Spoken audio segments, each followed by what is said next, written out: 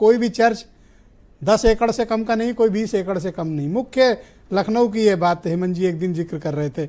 हेमंत जी हमारे साथ जुड़ भी गए हैं, बहुत शुक्रिया हेमंत जी हमारे साथ जुड़ने के लिए। एक लुटेरे की याद में उर्स मनाया जा रहा है सर, क्यों ऐसा हो रहा है?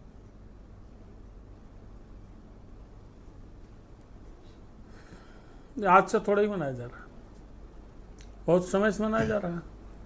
आपने सही सवाल उठाया कि इस पर सवाल क्यों नहीं उठाया गया, लेकिन यहाँ एक दूसरा सवाल भी है कि अगर साल 2023 तक मनाया जा रहा था और किसी सरकार, किसी प्रशासन, किसी पुलिस ने सवाल नहीं उठाया, तो 2024 में क्यों नहीं मनाया गया? 2024 में अगर नहीं मनाया गया तो उसकी वजह थी कि रमज़ान पाक का महीना चल रहा था। तो साहब अब भी तो रमज़ान पाक का महीना चल रहा है, फिर 2025 में क्यों झंडा गाड़ दिया गया वहाँ गड्ढा खोद करके? इस पे पहले बात कर ली गई होती, समझा दिया गया होता, जैसे रमज़ान फिलहाल तो टल जाती बात। लेकिन दिक्कत क्या है कि हिंदुस्तान की जो सबसे बड़ी ताकत है कौमी एकता की, उसको तोड़ने के सबसे बड़े गुनहगार, जिम्मेदार ये पॉलिटिकोस है, ये राजनेता है। सबका मुनाफा है। एक पक्ष है जो 80% का शुभचिंतक है, एक पक्ष है जो 20% का शुभचिंतक है। तो 80-20 की लड़ाई चल रही है, सियासत चल रही है। जब सियासत चलेगी तो इस तरह के मुद्दे उठेंगे, इस तरह के एक्शन सामने आएंगे, हम आप देखते रह जाएंगे। और देश में की भावनाओं को कौन होगा? देखते हुए पाकिस्तान होगा, जो कमेटी जो भी फॉर्म की गई थी उसको कह देना चाहिए कि हम किसी आक्रमणकारी की याद में हम उर्स क्यों मनाएंगे। ही वाज नॉट संत, वो कोई सूफी नहीं था, कोई संत नहीं था, वो तो सेनापति था।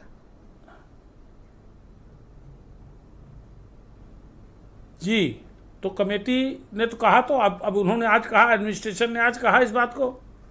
वही चीज़ तो कही एडिशनल एसपी और सर्किल अफसर ने वहाँ जाकर के, और एडमिनिस्ट्रेशन के लोगों ने नोटिस जारी किया। जी, ये काम पहले भी तो हेमंत जी थोड़ा ये बताइए, ये औरंगजेब का क्या सिस्टम है कि ये जब तक जिंदा था तब भी कहर बनकर कत्लेआम करता था, 300 साल के बाद भी ये जिंदा है और कब्र से बाहर आता है, और कल रात तो ये नागपुर भी पहुंच गया।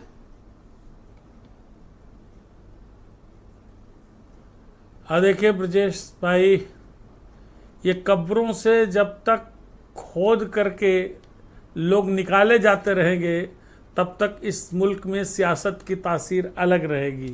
ध्यान दीजिएगा, किसी का बड़ा मुनाफा होगा, किसी का छोटा मुनाफा होगा, किसी का नुकसान होगा, किसी का फ़ायदा होगा। और मैं इतनी देर से आप डिबेट कर रहे हैं, आपने समाजवादी पार्टी के प्रवक्ता से बात किया, आपने भाजपा के प्रवक्ता से बात किया, आपने अखिलेश यादव की बाइट सुनाई, आपने भाजपा के नेता की बाइट सुनाई। आपको नहीं, पूरे हिंदुस्तान को देख कर लग रहा होगा कि माहौल क्या है, लोग चाहते क्या है। अच्छा, इस और देश मैं फिर के कह रहा नेता या लोग इस देश में कट्टरता लगातार बढ़ रही है। मुझे लगाव क्यों रखते हैं कि उनके खिलाफ बोलते नहीं है? उनके जो मॉन्यूमेंट्स हैं, उनकी जो प्रॉपर्टीज हैं, आज भी वो एक एक्ट और कानून के तहत संरक्षित हैं। कोई भी सरकार, चाहे राज्य की सरकार हो, किसी की भी हुकूमत हो, मैं तो चुनौती के साथ कहता हूं, 1 इंच जमीन आप ईसाइयों की, उनके इंस्टीट्यूट की छू नहीं सकते।